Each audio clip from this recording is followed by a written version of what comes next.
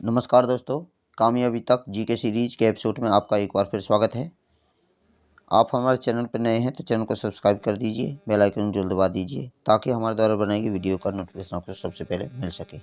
तो आज के एपिसोड का पहला प्रश्न है,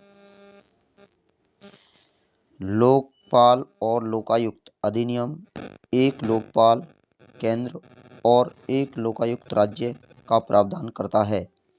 इसकी स्थापना निम्नलिखित में से किस वर्ष में की गई? ऑप्शन ए वर्ष 2013, ऑप्शन बी वर्ष 2014, ऑप्शन बी वर्ष 2015, ऑप्शन सी डी वर्ष 2016।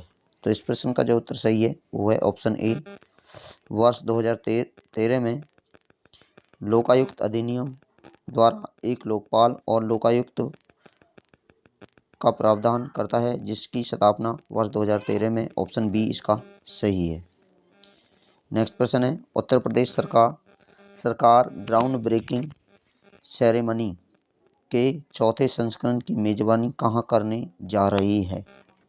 Option A Faizabad, option B Gorakhpur, option C Lucknow, option D Mathura. तो इस प्रश्न का उत्तर है ऑप्शन सी लखनऊ।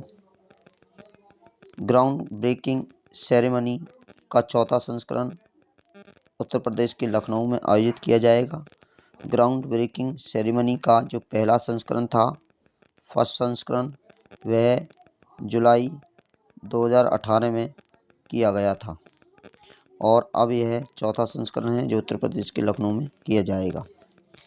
नेक्स्ट प्रश्न है, उज्ज्वला 2.0 योजना किस वर्ष शुरू की गई? ऑप्शन ए वर्ष 2020, ऑप्शन बी वर्ष 2021, ऑप्शन सी वर्ष 2022, ऑप्शन डी वर्ष 2023। तो इस प्रश्न का उत्तर है ऑप्शन डी वर्ष 2023। उज्ज्वला 2.0 योजना की जो शुरुआत की गई है वह वर्ष 2023 में की गई है। उज्ज्वला फर्स्ट योजना की शुरुआत जो की गई थी वह 1 मई 2016 में की गई थी। इस योजना के तहत गरीब महिलाओं को फ्री में एलपीजी गैस कनेक्शन देना या एलपीजी सिलेंडर देना, उपलब्ध कराना इसका काम है। बात करते हैं एलपीजी के इसकी फुल फॉर्म हो जाती है लिक्विड पेट्रोलियम गैस। इसके अंदर सबसे ज़्यादा जो पाया जाता है वो मीथेन पाया जाता है या बिना किसी धुआं के जलती है। तो हमारे प्रश्न का जो उत्तर सही है, उज्ज्वला 2.0 योजना वर्ष 2023 में शुरू की गई। नेक्स्ट है, संवैधानिक प्रावधानों में से कौन सा धार्मिक स्वतंत्रता से संबंधित है? ऑप्शन ए अनुच्छेद 14, ऑप्शन बी अनुच्छेद 19, ऑप्शन सी अनुच्छेद 22, ऑप्शन डी अनुच्छेद 28। तो इस प्रश्न का उत्तर है ऑप्शन डी अनुच्छेद 28। धार्मिक स्वतंत्रता का जो वर्णन किया गया है वह अनुच्छेद 25 से लेकर 28 तक धार्मिक स्वतंत्रता के बारे में बात की गई है। अनुच्छेद 25 में धर्म को अपनाने, प्रचार करने, प्रसार करने के बारे में बात की गई है। अनुच्छेद 26 में धार्मिक मामलों के प्रबंधन के बारे में बात की गई है। अनुच्छेद 27 में धार्मिक प्रचार के लिए करों के भुगतान के बारे में बात की गई है और जबकि अनुच्छेद 28 में धार्मिक स्वतंत्रता से संबंधित है।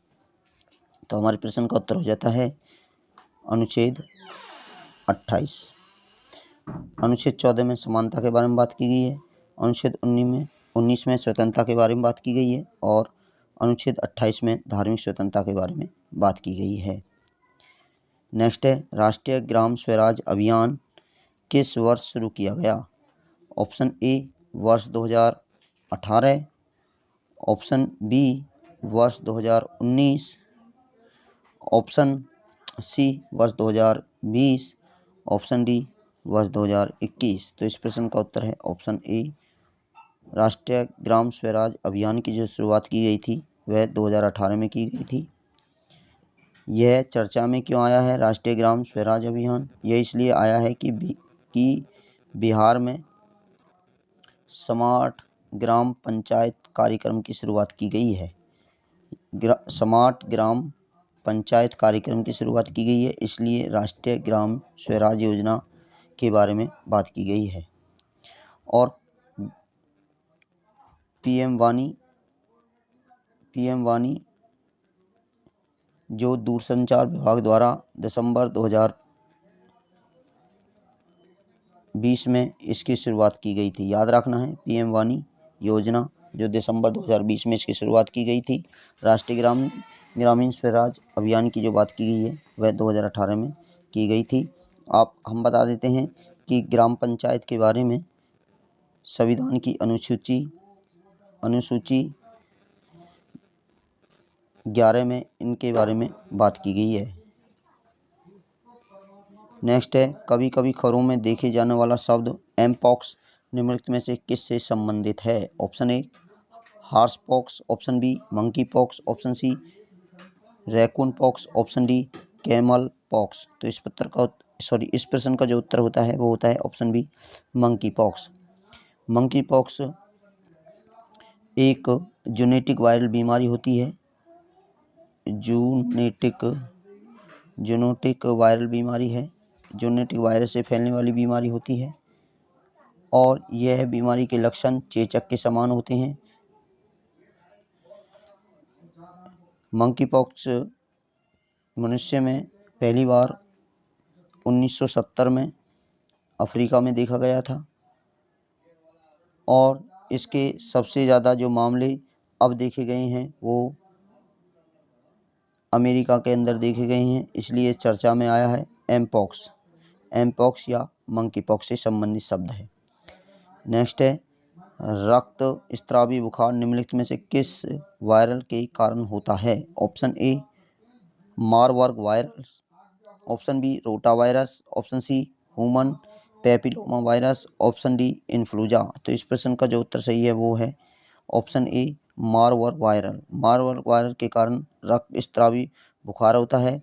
इस बुखार में तेज सिरदर्द, तेज बुखार और इसमें 100 व्यक्तियों को हो जाए, मनुष्य को हो जाता है तो इसमें से 88 व्यक्तियों की मृत्यु हो सकती है। इतना घातक होता है मारबर्ग बुखार।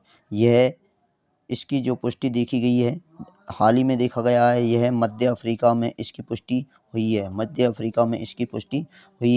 WHO के अनुसार यह एक अत्यधिक संक्रामक बीमारी होती है और इसमें तेज बुखार, सिर दर्द और यह चमगादड़ के द्वारा फैलता है। और 1967 में यह पहली बार जर्मनी में देखा गया था और हाल ही में यह मध्य अफ्रीका में इसके मामले देखे गए हैं, इसलिए चर्चा में आ जाता है रक्त स्त्रावी बुखार जो मारबर्ग वायरल के द्वारा फैलता है।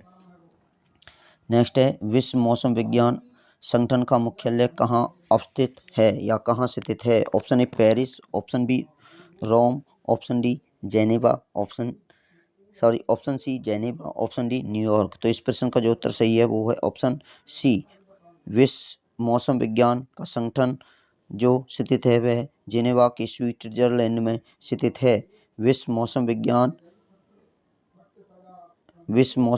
संगठन अंतर्राष्ट्रीय मौसम विज्ञान यानी IMO का एक भाग है। इसकी उत्पत्ति जो हुई थी या स्थापना कहें तो इसकी स्थापना 23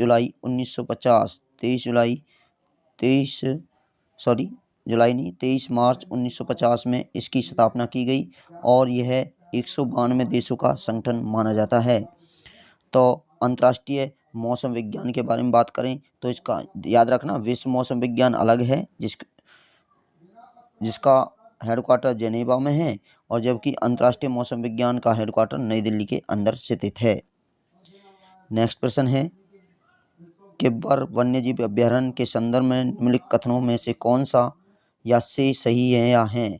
कथन 1, यह केंद्र शासित प्रदेश लद्दाख में स्थित है। कथन 2, यह कोल्ड डेजर्ट बायोस्फीयर रिजर्व का हिस्सा है। नीचे दिए गए कूट का प्रयोग कर सही उत्तर चुनिए। तो कूट है ऑप्शन ए केवल 1, ऑप्शन बी केवल 2, ऑप्शन सी 1 और 2 दोनों, ऑप्शन डी न तो 1 न ही 2। तो इस प्रश्न का उत्तर है ऑप्शन बी केवल दूसरा सही है।